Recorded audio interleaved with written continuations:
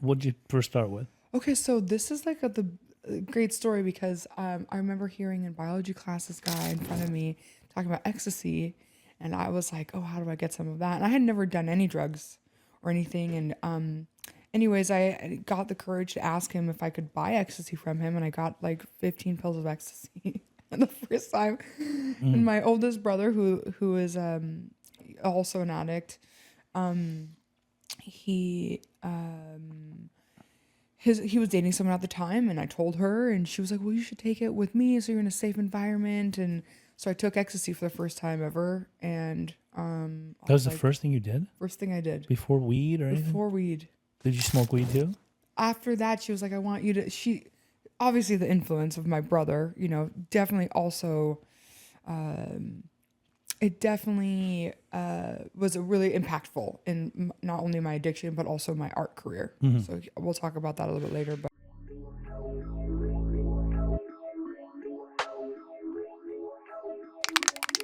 Welcome to PEJ'S Recovery Corner. This is a recovery podcast where we talk about all things recovery. Recovery from what? From addiction, from alcoholism, and from mental health.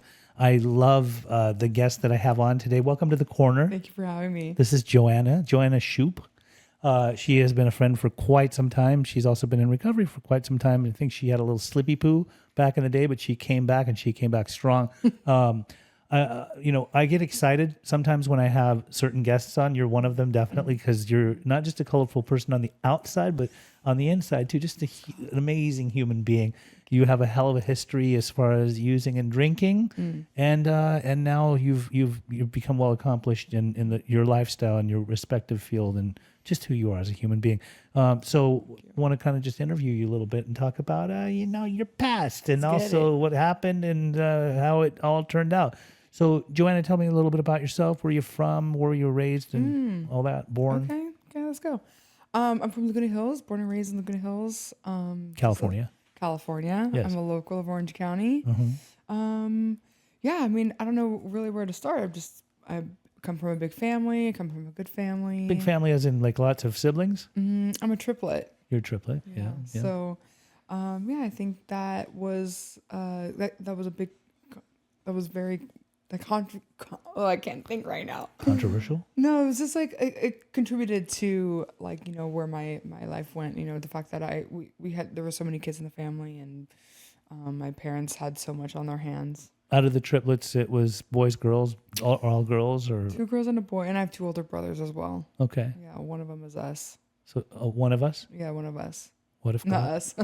What if God was one of us? No. So No, one of them is one of us. that is a large family. Yeah. Obviously, triplets and 2 other siblings. That's 5 of you. Mm-hmm. Okay, and then good upbringing, good parents. Were they around? Oh my gosh, I didn't even realize we are gonna get into this. Yeah. Yeah, my parents were both around. My dad was an alcoholic. I think just it was when you look back at time, hindsight's 2020. You can really a lot of times you can only look back and really like analyze. You can't really see it in the moment, and a lot of it I think was just my other siblings excelled at school and excelled at sports. Sports was like a big thing, and so because they excelled at those things, that was where my parents put their energy. Yeah. And I think a lot of it was they didn't know, according to my sister, she was like, no wonder you turned out the way you did because we didn't know what to do with you because you were artistic. And at the time, I didn't really have that kind of support through my family. It was that, artists and doing things that were more, eccentric, in clothing and makeup. And, Yeah. I really love to do makeup and stuff. And so, yeah. That was basically it. I think that's one of the reasons I was always drawn to you because even in my addiction, I was artistic. I went to art school. A lot of people don't know, like I went to the Art Institute and I heard you talking about that the other and day. I I didn't even realize. well, I tanked the opportunity. I was just too methed up to really perform well, but I loved art and I've seen what you do artistically, not just in the tattoo world, but also like some of your work, which is we'll get into that in a little bit. But you were artistic. Where do you think you gained these artistic abilities? You know what? I have no idea because I think a lot of it was from my mom because my mom Was she artistic? she was a quilter. She did quilting. She was really into color. Yeah. You know, really bright, colorful quilts. Mm-hmm. So if you think like how that influenced me and me liking colorful things, Yeah. as you can tell, Yeah. Oh, yeah. it definitely was a big one. I don't know if she would agree or not, but I definitely think that her having some kind of crafty nature, Sure. it definitely came from her. Well, that makes sense. Yeah. So my mom was an artist. She was painted, you know. Yeah. I watched the colors blend. Yeah, she liked to do like photography, and I definitely think it came from her. I think that if she had the opportunity to do more things, like having had a career, you know, not having so many kids, that would probably be the route that I think that she would have excelled at. Okay. So along the way growing up, were you good in school? Yeah, I was good in school. I know I got average grades. I wasn't bad in school. I did, you know, I had to compete with my siblings. Yeah. So I couldn't be, you know, not doing great, because if I was, then I would be the one that was like the one thing that I could use to my advantage at the time. Like, oh, my grades aren't that bad. So, you know, I'm passing my classes, I'm getting B's, I'm getting, you know, maybe 1A, B's mainly, you know. Right. Were you good at art? You know, I just didn't have that I didn't have that support to do art. You know, I did like theater. Yeah. You know, obviously that was beneficial, and you know, like I said, you always look back and you pinpoint all these little things and how that has like really molded you into like who you are today. And that definitely, me being more outgoing and being into theater and like, you know, kind of facing my fears in front of crowds and people has really benefited me in a lot of ways. But artistically, like, you know, we took like painting classes and stuff, and I was just like, I don't think I cared that much. Like, I liked doing it and I knew I liked doing it, but I didn't really have any kind of foundation that was like, But were you good at it? it was mainly makeup. Oh, I wanted to do makeup out of high school. That was like my thing. I was like, I love this. Like, I wanted to be a makeup artist. But in 2010, you know, Instagram wasn't really a thing yet. Like, people were just starting YouTube. I was young. I was in a, you know, a conservative area. Yeah. It was kind of just, I didn't have the support from my family to just be like, this is what you should do. You love doing this. It was not that at all. It was like, you need to go to college, you need to get a 4-year degree, and you need to have a career from that. Oh, so you had a conservative upbringing too. Very conservative. Okay. Yeah, very conservative. So, how old were you when you first got into substances, and why? During high school. How old? Gosh. Probably like 16. 16. And Yeah. what did you first start with? Okay, so this is like a great story, because I remember hearing in biology class this guy in front of me talking about ecstasy, and I was like, oh, how do I get some of that? And I had never done any drugs or anything, and anyways, I got the courage to ask him if I could buy ecstasy from him, and I got like 15 pills of ecstasy the first time. And my oldest brother, who is also an addict, he was dating someone at the time, and I told her, and she was like, well, you should take it with me so you're in a safe environment. And so I took ecstasy for the first time ever, and That was the first thing you did? first thing I did Before weed or anything? before weed. Did you smoke weed too? After that, she was like, I want you to, obviously the influence of my brother, you know, definitely also, it definitely was really impactful in not only my addiction, but also my art career. So we'll talk about that a little bit later, but because he is also an artist. She was like, I want you to smoke weed with me for the first time, kind of thing. And, you know, she was much older than me, and, you know, looking back, you're like, it's kind of weird, you know. But anyways, then I smoked weed with her for the first time, and I just kind of, you know, I loved the rebellion. It was a kind of an escape. It wasn't necessarily the high. It was just like I think just doing something that made me feel like I was, you know, like this secret, you know, something else that was, you know, my parents, you Right. know, like, I was always getting in trouble. I was always grounded. So I was just like, this was some semblance of control that I was able to have. Right.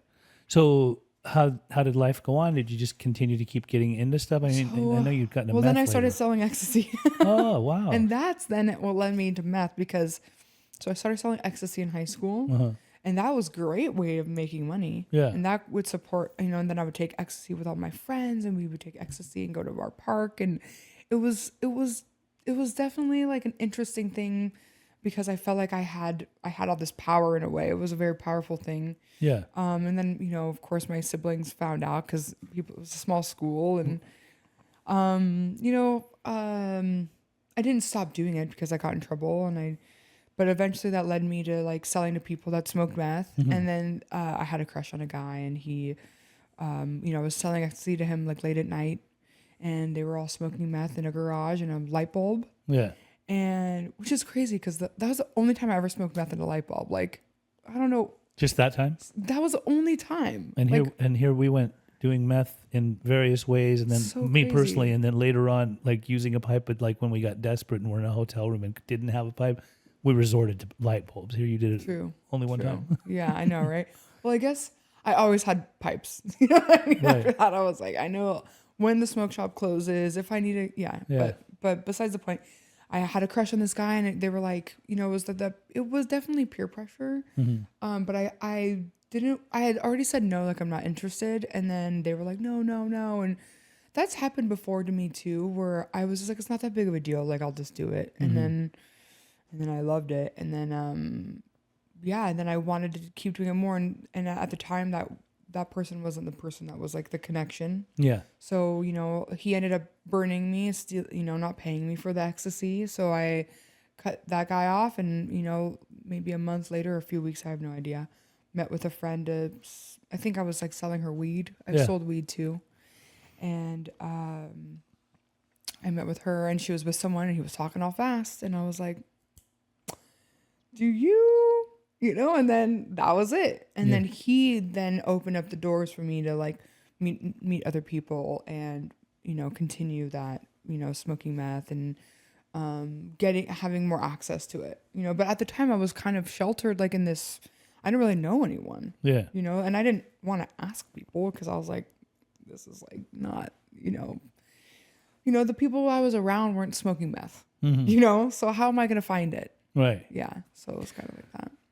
This is in your early 20s? This was like in high school. Oh, high school. Yeah, so I got expelled from Laguna Hills High School. Why? I had a weed pipe in my purse, and I smoked weed at lunch every day, and I'm sure someone told on me, and we got a school cop that year. Yeah. It was the beginning of the year. It was like a month in, a bunch of people got expelled for other offenses. They were just cleaning out the closet, Yeah. And that was like, and I was probably one of those people. They were trying to catch me, and I was really good at, hiding it and stuff. And so, they found I used to carry a little bubbler.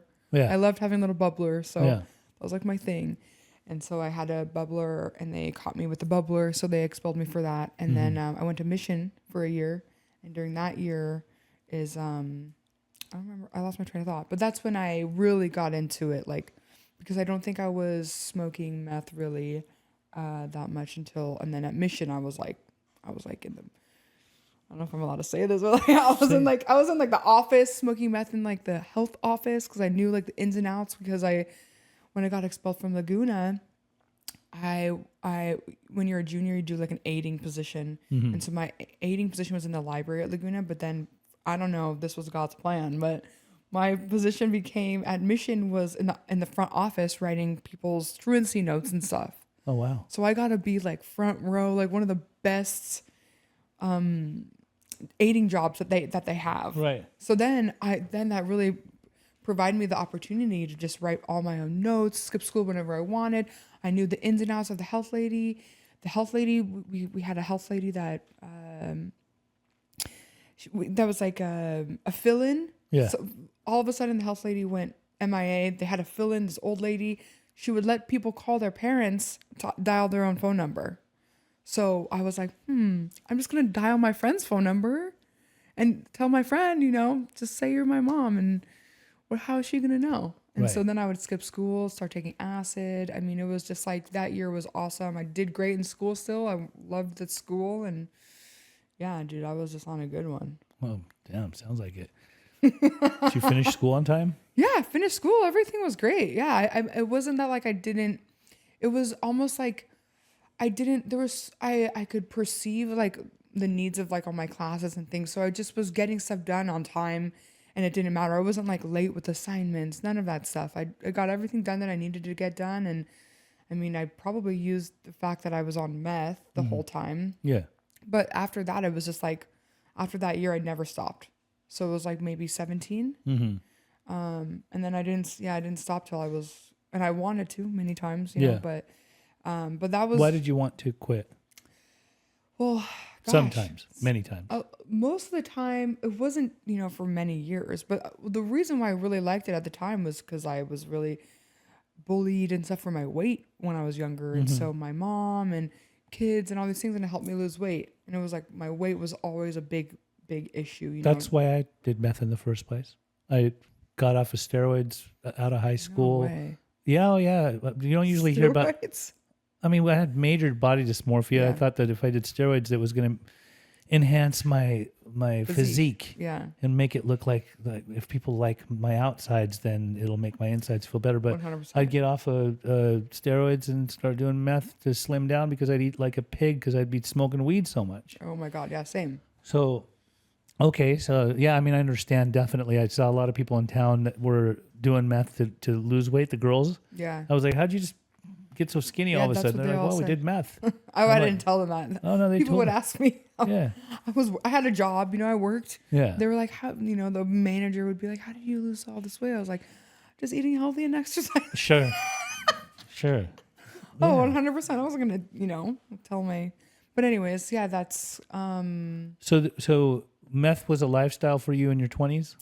yeah, before my 20s and then all into my 20s. And then finally just, you know, the years go by, Pej. Years go by and you're just like, where have the years gone? Where has the time gone? I mean, granted, I did a lot of amazing things. Yeah. I had a back injury. Yeah. So during that time, I had a lower lumbar fusion after I broke my back and my wrist, and then I had the opportunity to start like collecting glass and being in this other artistic community that I had never really been a part of, and it gave me the opportunity to do that. And I'm really grateful for, you know, all those things happening to me, because then I was able to. What I ended up doing is I used some of that money from the settlement for the back injury. I used that money to travel, to start collecting glass and just immersing myself in this community of people and starting to get tattooed. And that's when most people were really focused on school and work. I was just like living. And during that whole time, I'm smoking meth. And so I was just like cruising. And then I, you know, was a pet sitter. I did pet sitting for a long time and I was really good at that. And I loved doing it. And it was easy for me because I didn't have to deal with people. I was with animals. And When you started to get tattooed, was your mom against it?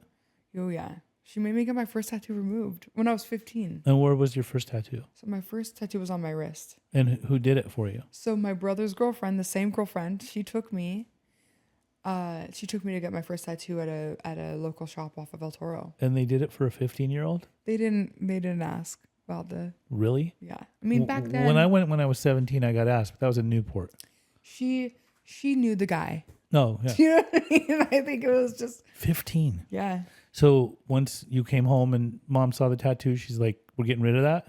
Yeah, I basically didn't have a cell phone until I got it removed. My mom didn't talk to me for 6 months when she saw my first tattoo. Oh my gosh. She was so pissed. I hid it for a while. Oh, you had it right there on your wrist? I hid it with like bracelets. Oh. And then my siblings, it was like, I thought it was so cool at school, you know, and of course my siblings are all, you know, what the heck? We're here, you have a tattoo, Joanna. Okay, so she had you get that removed. You're covered in tattoos Yeah, right so now. it didn't really do much, you know. A little rebel. Yeah, I think it was just, I think it was just because I was young, you know. Maybe if I was 18, it would have been different. Do you mind standing up for a second showing your tattoos? Sure. Just like so that people can see. Did leg day yesterday. Yeah, their legs. Okay. Yeah. All right. And the arms too. And what's that one right there right here? That guy? This is my grandfather. That's your grandpa. Yeah, I have a few. We're getting some removed. This is probably one of my more favorites. Okay. Yeah. Now, I love it. I love your work. So I wanted to real quick ask this question. We see people sometimes with face tattoos. Oh, yeah. Straight up on their face. Do you think that's psychological? Like, you think they have a mental problem? Some, Okay, there's no judgment here. I totally understand. But no. like, what are Do your I thoughts? think they have a mental? Do you Well, think it's a bad thing? huh? Do you think it's like are they crazy? I don't think it's a bad thing. I don't think they're necessarily crazy. Some of the people that have come into my path that I've tried to help in our homes, for example, that have had face tattoos, later on they act out in a way to where I tend to wonder, do people get face tats because or is there something psychological behind it to where they're basically saying like, I don't care what you think of me, but look at me. Like, It could be attention-seeking behavior. yeah, It could be. yeah, But it's hard to tell. right. So there are some tattoo artists that are just so covered that's like. Oh, just I see some tattoo artists. It's place. just like they run out of space. Like what? Let's do Yeah. the face too, and the Yeah. head on top of Yeah. that too. And to each their own. I Yeah. mean, I've seen people that are tattooed since I used to be fascinated with when I go to look at magazines in stores Yeah. at Tattoo Magazine and see the guy covered from head to toe. Yeah. I mean, from all areas. I think the face thing is just up to preference. You Yeah. know, I know personally, I've come to the conclusion that I like having. Then that's why I'm getting more tattoos removed right now too. It's just because it's for aesthetics for me, and I don't think there's something that I could have on my face forever that I would want aesthetically, because I've changed so much in the last few years. Like, who knows, how I'm gonna feel about something when I'm 50.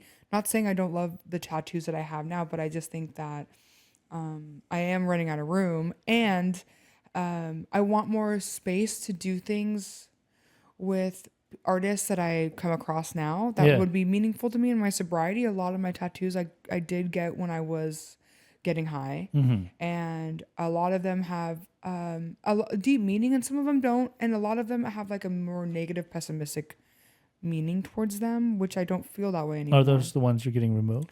Yeah, some of them. Yeah, some of them for sure, and some of them I just got to get because form of therapy. And granted, I know a lot of people think like removing tattoos is blasphemy, but I think that for me, I wanted to. A lot of people that think getting tattoos is blasphemy. Very true.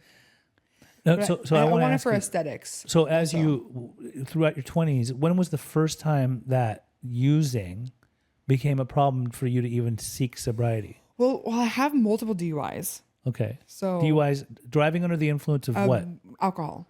Just alcohol? Just alcohol. So I just had DUIs under alcohol. My first DUI was when I was 18 Okay. in Chico, California. A guy ran in front of my car, painted all dark green like the Hulk, and he was wasted with a 0.28 blood alcohol level. And I had a 0.03. I had a drink earlier that night, but I was underage. It was all on videotape in front of a 7-Eleven. Yes. He was running across the street in front of my car. I'm going through a green light, and I hit him. Hit him? I hit him. Did he die? No, he didn't die, but he was so drunk. They said he was so drunk that he's lucky that he didn't seriously injure himself. But I think he broke his femur. I don't really know the So details. the drunk driver hit the drunk guy? Yes. And so, anyways, Who's at fault in that? so it's up to negligence actually. So it comes up to who was more negligent in the situation, and so I think it was like it's like a split percentage. Yeah, This person more my negligent. car accident was vehicular manslaughter without gross negligence Oh wow, because I wasn't under the influence. wow! That was when I was 17. Someone died. The guy died. Oh my god, I didn't realize that Later you had on. the same situation happen. Similar, but I wasn't under the influence. Wow, that's crazy. Not that day, the night before I was, Yeah, and yeah. many days You're after. really lucky that. Yeah. That's part of my story. I mean, it's definitely something that fucked me up at a young age. Yeah, and I blamed that guy for so many things for so long. Yeah. But I look back at it and I'm really grateful that. So that was your first DUI. So yeah, my parents, my first DUI. My parents, they're trying to charge me with bodily injury. Anyways, that guy got, he walked away with $600,000 in his pocket after a $2 million umbrella policy that my parents had on the car. And after that, I couldn't drive for a while, and that's when I moved home and I broke my back. And then after that, I got more DUIs because I was on DUI probation. So maybe like 4 years later, because I was a 5-year probationary period. Yeah. Because I was underage, I got another DUI. It was like a .05. all my DUIs were like 0.08 or less, but because I was on DUI probation, because I never drove like wasted. Yeah, but you weren't allowed to drive. I did, but not like I did on a rare occasion when I was like really drunk, but because I was so high on meth, Yeah. I was just like I like to feel a buzz, but I didn't like to get like really drunk. Which is weird, but then when No, it's not weird. I like to do meth and drink alcohol because just a little you actually feel out. the effect of the alcohol in a different way. 100%. Right? And 100%. the meth kind of just levels you out, sort of. 100%. Depends so on then who I you would are. just like to have like a buzz, get to that point, and then I never really could even get out of control because I was so high on meth. And then the times when I wasn't smoking meth or I was coming down or didn't have any, Yeah. that's when I would drink a lot, and that's when I'd black out and I'd be like, whoa, this is like not okay, you know? And How many DUIs in total? So 4 DUIs, one of them got dropped. Yeah. I don't know how, but I had a good attorney. Really, that's how. Yeah. I had a good attorney for all my DUIs. And then Any jail time? So I did 4 months in jail for my 3rd DUI. Yeah. And then after that, I didn't have it. That was my last DUI was 2014. So I didn't get sober until 2019. In 2014, was there any requirements of you to get sober by the judge, or was there? Oh, no. Any court order? They wanted me to go to rehab, but I opted for jail because I didn't know at the time that like rehab was. I was option. in so much denial. I was just like, I don't have a problem. Yeah. I was like, no, this isn't me. Yeah. You know, it was that would have been embarrassing. You know? Yeah. So anyways, I was like, no, I'll go to jail. I'm sure they were like, you're crazy. Because if I look back, rehab would have been a cakewalk. But what I did, so I was in jail for almost 3.5 months. And then I was like, I want to go to rehab because I don't want to go back to doing the same thing. Mm-hmm. So what I did was I got, I don't know what it's called. I can't think of the word, but you get reassigned through court to go to a rehab. Then I'm court ordered, which I made my sentence way longer. I could have just done the rehab and not all this other stuff. But what I ended up doing is I went to Nancy Clark for 6 months, inpatient. Which is like a indigent type of housing facility. It wasn't bad. I mean, it wasn't like I had my own I had like was an the apartment. therapist? Yeah. Was therapist? Therapist. It's kind of like a court ordered program, correct? I think she takes court ordered people. Yeah. This was remember though, like this was almost 10 years ago. Yeah. Sorry. Yeah. And so I think my mom paid like $2,500 right, like out of pocket. Wasn't there a story about you and your mom? So this was it. This was during Nancy Clark. Okay, tell me. So what I happened. did was I didn't take it seriously because again, still I didn't think I had a problem. Yeah. So what I did was I used my mom's piss the whole time while I was getting drug tested. How'd you get her to pee for you? I told her I was smoking weed. While you were at Nancy Clark? Yeah, just inpatient Nancy Clark? Inpatient. So what I did was they let me so I started taking classes at Saddleback to redo some classes that I hadn't done good at after I broke my back. Smoking some weed. I just told my mom like everything's fine. I'm a master manipulator, and my mom was like super like right over her head. Like even when I did get sober, I told her I smoked meth. She's like, no, you didn't. You know what I mean? She doesn't want to hear it. You know? Yeah. So during that time, I was just like, look, I just need this for this. I just needed this. I don't even know. I just was. So she peed in a cup for you? She would always, she would pee in a cup. She would do it regularly. What'd you put in a Whizzinator? I put it in a little Red Line bottle. Yeah. I'd go get a bottle of Red Line. It was a whole thing. We don't want to give up my secrets. See, that's probably not good. Not that kids aren't clever enough to figure it out. I'm sure it's online. I think someone told me about it, and that's what I just did. Yeah. And then right before I graduated that program, I don't know how, but my mom's piss tested dirty for meth. But I think it was she's taking pre-workout and all these other things because she works out a lot. Yeah. So it tested dirty, and I was like, wait, is my mom on meth? And then they had to mouth swab me, and of course it tested dirty because I was on meth. Yeah. I was like, I'm like drinking like Four Locos and Starbucks cups in my rehab, like. Oh my God. I knew when they breathalyzed. So did you graduate? Yeah, I graduated. And then I just was like. They let you graduate even though I think they let me graduate barely, like. Even testing dirty? I don't know how that all happened. Like, they were just like, oh, maybe. I was like, it's Advil or something, just. You talked your way out of it. Talked my way out of Manipulated my way out of it. It was. And then I just went on, I just continued that. And then, Continue to not stay sober? yeah, no way did I No just way. stay sober. Are you Yeah. kidding me? I just learned a lot about it. And I was like, this isn't something that, I'm fine. You know, Yeah. like my life is fine. I'm doing good. I don't need this.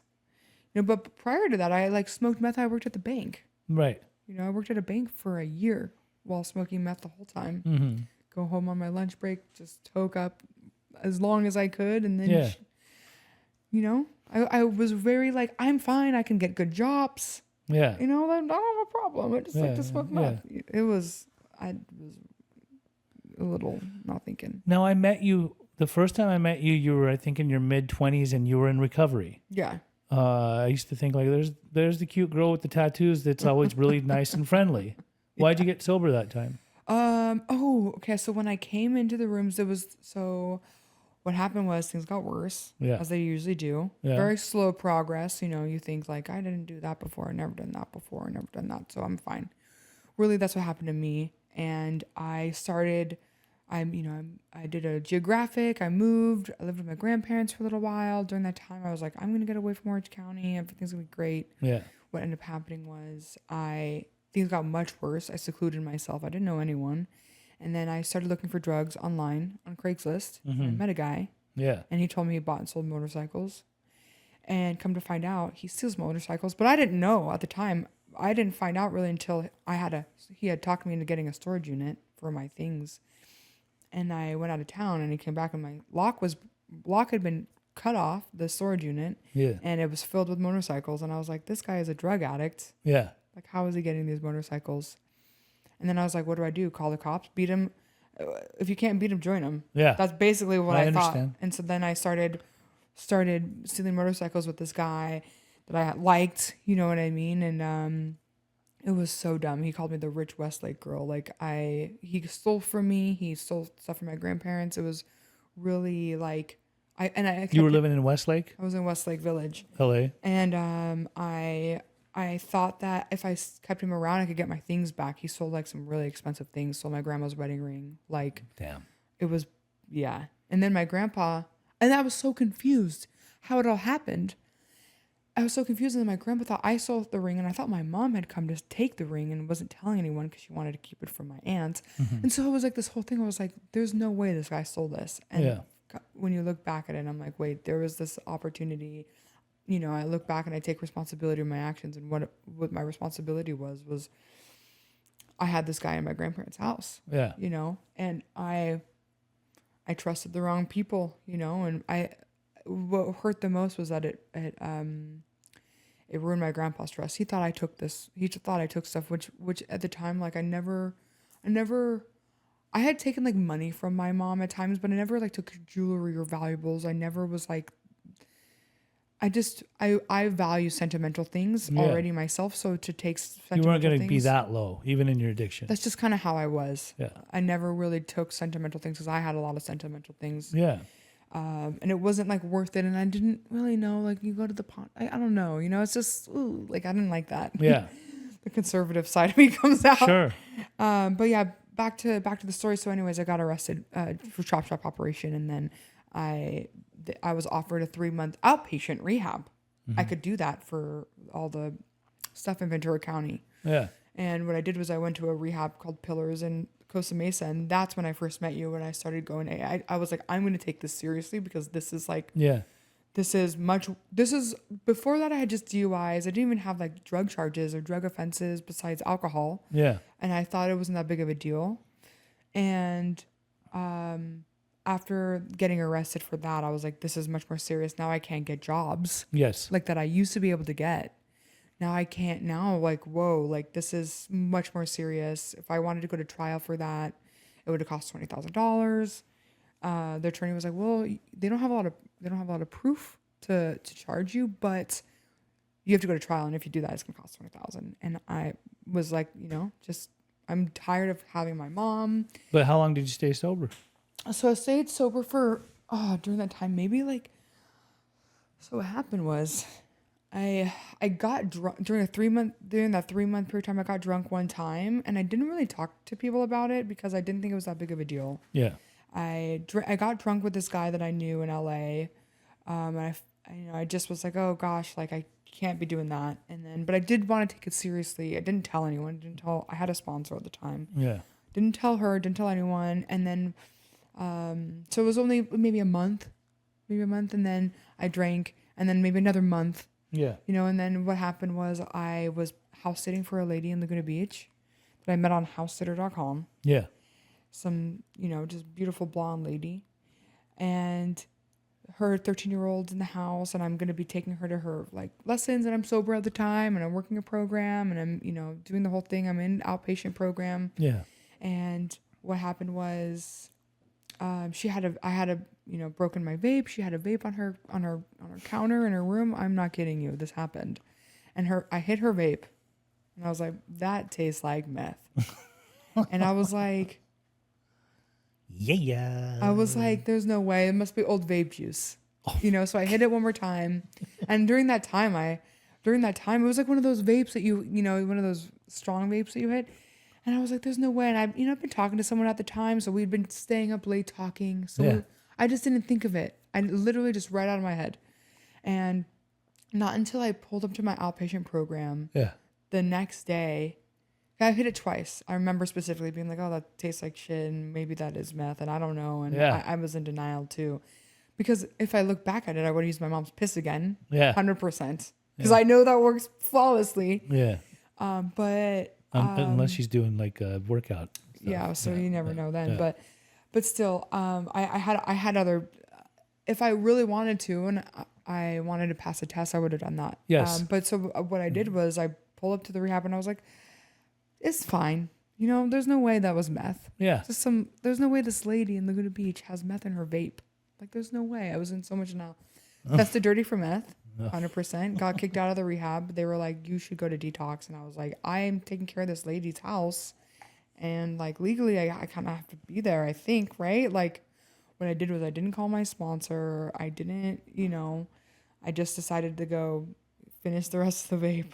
Yeah. And I went on a run after that for 9 months. And during that time, which by a run means just like drinking and partying, and I really didn't, I tried to get back into meth a lot more, but it's just like once you get sober and all these things and you moved away, like you don't have the same connections, and it's just not, it would have been so much trouble for me to get back to where I wanted to be, where I was prior. And I just didn't want that. I really fought it. I really didn't want to. I tried to quit. I was doing all these different things, and I applied to art school. And which school did you go to? So I applied to Laguna College of Art and Design, and I'll never forget I was wondering if I got in or not, so I called them. I'm at the bar, so I started. This was like a time where the year prior, and then that year, I started drinking in like local bars more often than like being at home and stuff. Yeah. And so I was drinking at this local bar, and I would go and work on my iPad there and teach myself how to draw on there and stuff. And I called the school to see if I got in, and they said yes. And I was like, oh shit, I need to really take this seriously, because I always tell people, part of my story is like, I feel like I'm on a train, and like, I feel like I'm on a train, and all these people in my life, they have all these really important things that happen in their life, and they're stopping and they're getting off the train. And I always wondered when it would be my turn to have all these really big things happen. School, relationships, close connections with my family, and like these really like, just like, you picture like yourself at a holiday, everyone's just laughing. It's like, wow, but like really part of something. And I always wondered when that would be me. And I would never felt that way. And this was the thing where I was like, this is it. Like, I didn't think I was going to get in. I thought there was no chance. Right. But you did. So I did. And I was like, I got to take it seriously. And that's when I tucked my tail back between my legs. I'll never forget coming back into the rooms again of AA, because I am part of AA. And come back to my rooms, in the first meeting I saw you. Yeah. Yeah. And I remember you being like, where you been? Yeah. And I was like, oh my gosh. We had missed your face. Yeah, 100%. And that was just it. I felt back right at home, and I felt like I was with people that really understood, and I was embarrassed, of course, but I felt very welcome. Yeah. And I had really missed that. I had separated myself again from that fellowship of people, And I had felt like that was okay. And I knew once I got a taste of sobriety, when I was in, especially the rooms in Orange County and stuff, and sharing my story, you know, and Yeah. connecting prior to those 9 months, I just hadn't had that forever or ever at all. So I knew, you know, you get a taste of it and you're like, dang, like nothing's like that. It feels so good. And that's what I, you know, so the third, And how long are you sober now? so it'll be 5 years That was next 5 years month. ago? Next month. Wow. Can you believe it? God willing. But you know what's really cool is like this was a great motivator for you because when I was going to art school, I ended up screwing up the whole thing. I knew I needed to get sober, but I wasn't ready to because I didn't know how to get sober, not at the time. So good on you for coming and doing the work that you needed to do because I know that you took it more serious than you'd ever taken it before. Well, what happened was during those 9 months, I had tried to do this thing where it's crazy to look back at all these. I have very vivid memories of like trying to do art. Yeah. I told my brother I wanted to be a tattoo artist, and he said, if you want to be a tattoo artist, you need to learn how to paint. Yeah. So I started teaching myself how to paint during those 9 months. And prior, when I lived in Ventura with my grandparents, I was testing things out. I knew I just needed to do something else with my life, and I didn't know what. So during that time, I was really experimenting with different art supplies and all these things, and just trying to get it out, something else. Yeah. And I felt like there was something going there. And so what I did was when I was back at home, I tried just smoking weed, you know, to paint. Okay. And I remember vividly just like zoning out for like 20 minutes and just like coming back and being like, oh, I don't even want to paint anymore now. Yeah. Because I would dab. It wasn't just smoking weed. I was dabbing concentrates. Yeah. And so I remember just trying to smoke meth. You know, my lines would be shaky. I remember just trying to drink, and literally every single one of these things, I couldn't get the result that I wanted. You couldn't perform in your specialty, 100%. Your artistic. And it was really hard to find those moments where I wasn't doing any of those. It was really hard. But if I was drinking, I would spill a little water on my fresh, you know, painting, and I'd be like, dang, you know, you can see that drop. Yeah. It would be like messy. Yeah. It was a perfect example of just every single thing that wasn't working. Unmanageability of life. 100%. So what I knew was when I got into art school that I wouldn't be able to do those things and actually do my best. Right. Because I'd already tried.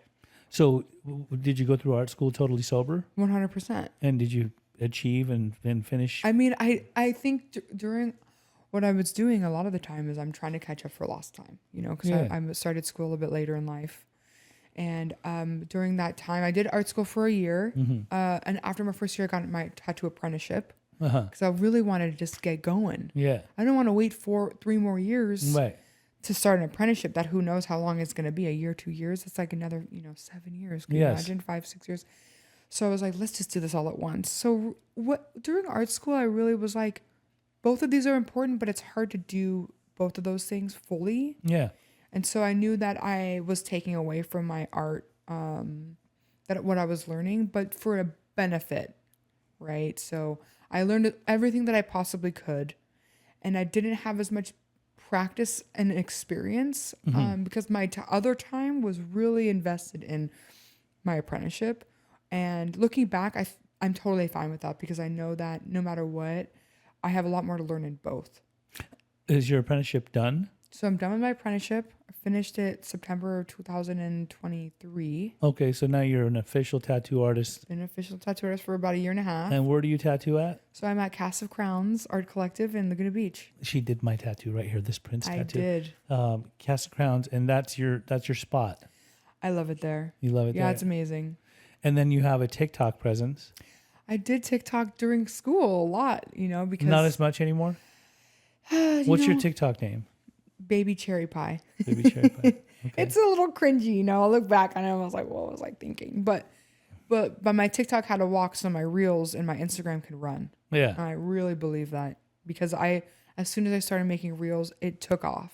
Right. And I'm like, wow, that's crazy. And a lot of people are like, where the heck did this girl come from? She's like out of the blue, she's making videos like that she is really good at. Really good. You taught me stuff. Yeah, which was fun, which was great. We actually made some stuff together on TikTok. You're comfortable in your skin these days? And your tattooed So skin. good. Are you kidding me? Yeah. Life is good. Lately, I told my therapist the other day, I was like, things are like so non-chaotic. I don't even know what to talk to my clients about. Like I just tell them things are great. Your tattoo clients? Yeah, I talk to my clients about everything, and a lot of times, things were like, I'm like dating around, and like, I'm having this chaos with like men or chaos with this, and lately, just things have been so non-chaotic and good that I'm just like, what do I talk to? Well, I don't have any crazy stories for them. It seems like you're in a good, healthy relationship too, right? Yeah, I'm dating someone. Yeah. He's a great guy. Yeah. Yeah. I know him. Yeah, he's a nice guy. He's a nice We'll see guy. where things go. He's a good guy, that guy. Yeah. Okay. Let's close it out. I just want you to, Cool. put a little good energy into the universe, or a lot of good energy in the universe. If you have anything that you could say to anybody Oh my gosh. out there that might be struggling, and you can just go ahead and say it right in there, what would you say? Oh, put me on the spot right away. I would just say that you're not alone. There are many other people out here that are able to share their experience, strength, and hope with you. And no one's perfect. So if you failed, try again. My experience is the educational variety. It had to happen over a long period of time, and I had to keep failing to be able to persevere and to get to where I'm at today. So it's not going to just, healing and all that stuff doesn't happen overnight. And I truly, truly believe that it happens over a really long period of time of consistent change. So don't overwhelm yourself with having it to be real quick. Just little bit by little bit, and that is really the trick. That's it. Thanks. This has been another episode of PEJ'S Recovery Corner. Please, if you're on YouTube, subscribe to the channel. It's under PEJ Interventions. You can find our channel within the channel. And then also share it everywhere. And you can find us on any podcast platform. Thank you so much for coming out today. I love you so. I love you. I love you so much. Until we meet again. Yes.